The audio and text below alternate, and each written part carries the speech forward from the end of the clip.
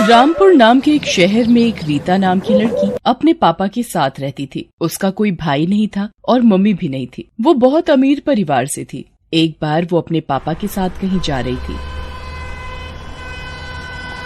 पापा, मुझे बहुत भूख लगी है, मुझे कुछ खाना है। रीटा, मैं जरा पास की दुकान से कुछ खाने के लिए लेकर आता हूँ, तुम यहीं पर मेरा इंतजार करना। और रीता के पापा उसको गाड़ी में बैठा छोड़कर पास के होटल से कुछ खाने के लिए लेने निकल गए।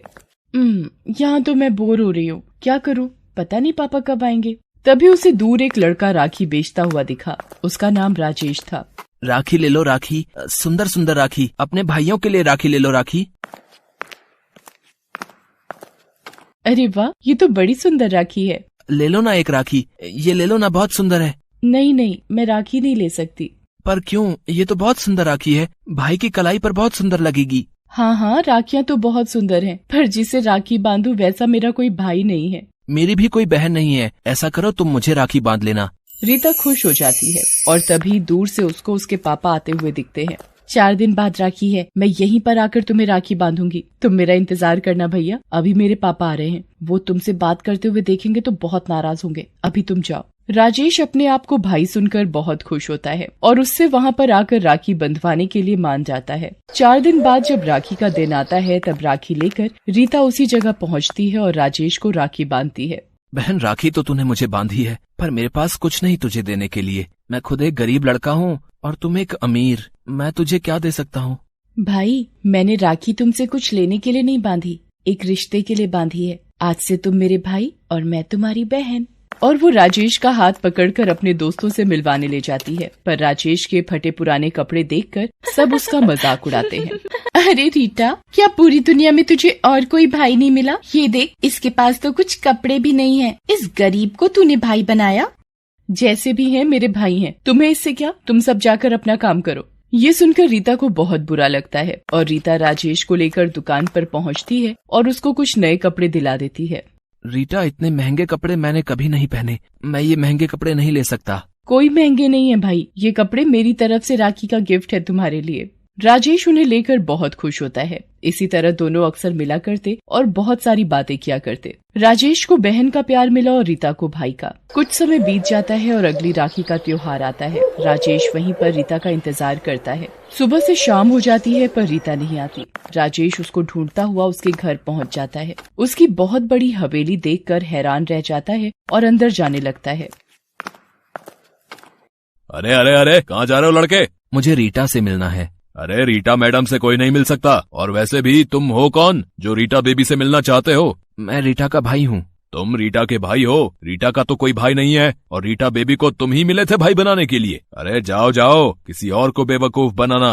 राजेश वहाँ से नहीं जाता। तभी तेज बारिश होती है और राजेश वहीं खड़ा रहता है और बारिश में भीगता रहता है। रात हो जाती है और भूखा प्यासा वो रीता के लिए खड़ा रहता है। तभी रीता के पापा उसके खड़े होने पर, ये कौन खड़ा है बाहर?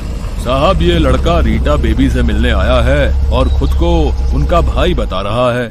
कौन हो तुम और यहाँ क्या कर रहे हो? मुझे रीटा से मिलना है, आज राखी है ना, उससे राखी बंधवानी है मुझे। मैं अपने साथ राखी भी लेकर आया हूँ।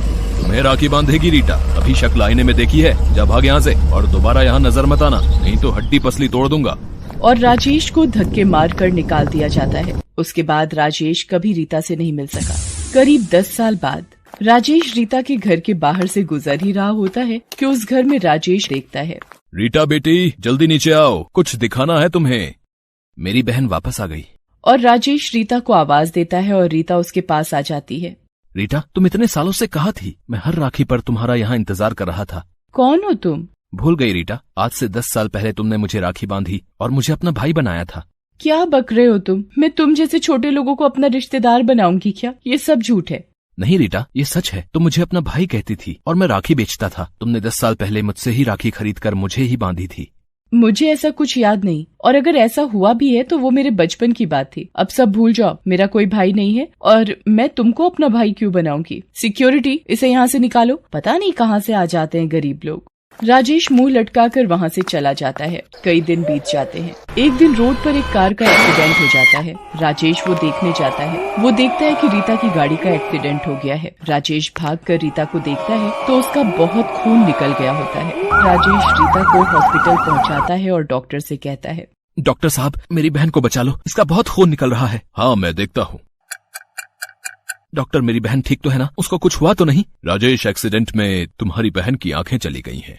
ये क्या कह रहे हो डॉक्टर साहब? संभालो अपने आप को राजेश। अब क्या होगा मेरी बहन का? तुम फिक्र मत करो, अगर किसी की आंखें मिल जाएं तो हम तुम्हारी बहन की आंखों का ऑपरेशन कर उसकी आंखें वापस लगा सकते हैं। डॉक्टर साहब, आप मेरी आंखें रीटा को लगा दो। पर राजेश, तुम बिन आंखों के देख नहीं पाओगे।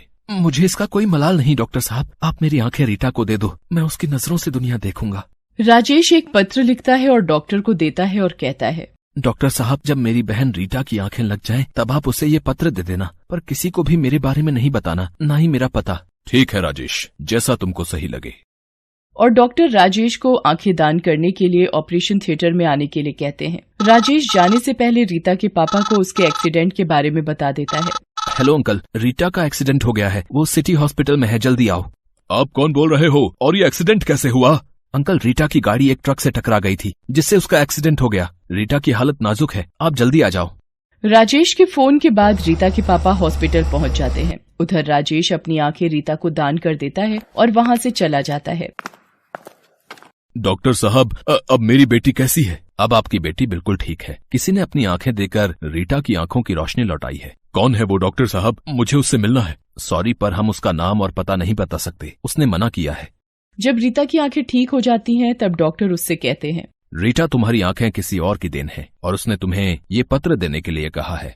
रीता पत्र ले लेती है और पढ़ती है। उसमें लिखा होता है, रीटा, तुमने शायद भाई बहन के रिश्ते को एक मजाक समझा, पर मैंने तुम्हें अपनी बहन समझा और 10 साल तक तुम्हारा हर दिन इंतजार किया। मैं तुम्हारे घर भी गया था, पर तुम्हारे पापा को ये मंजूर नहीं था। सही भी है ना, एक अमीर घर की लड़की एक गरीब लड़के को अपना भाई कैसे बना सकती है? पर मैंने ये रिश्ता दिल से माना था। जब तुमने मुझे पहले राखी बांधी थी, उस समय मेरे पास तुम्हें देने के लिए कुछ भी नहीं था। आज उसी राखी का कर्ज निभा रहा हूँ। ये राखी का तोहफा समझकर स्वीकार करना और इन आंखों में कभी भी आंसू मत आने देना। हमेशा होठों की मुस्कुराहट बनाए रखना और कभी किसी का दिल मत तोड़ना। तुम्हारा भाई राजेश। ये सुनकर रीता और उसके पापा की आंखों में आंसू आ जाते हैं और वो अपने किए पर बहुत पछताते हैं। रीता राजेश को ढूंढने की बहुत कोशिश करती है, पर अब राजेश रीता को कभी नहीं मिलता। ऐसा लगता जैसे वो अपना भाई का फर्ज निभा गया। भगवान ने मुझे भाई और माँ के प्यार से वंचित रखा, और मुझे भाई मिला भी तो मैंने खुद उसे ठुकरा दिया। मैं कितनी अभागी हूँ। इन सबका जिम्मेदार मैं हूँ बेटी। पैसे के लालच में मैंने तुम दोनों का भाई बहन का रिश्ता तोड़ दिया। पर अब पछताने से दोनों का रिश्ता वापस नहीं आ सकता था। राखी के रिश्ते को पैसों से नहीं तौला जाता। राखी का रिश्ता कभी अमीरी और गरीबी का मोहताज नहीं होता। ये बात आज एक गरीब भाई ने सिद्ध करके दिखा दी। Thanks for watching.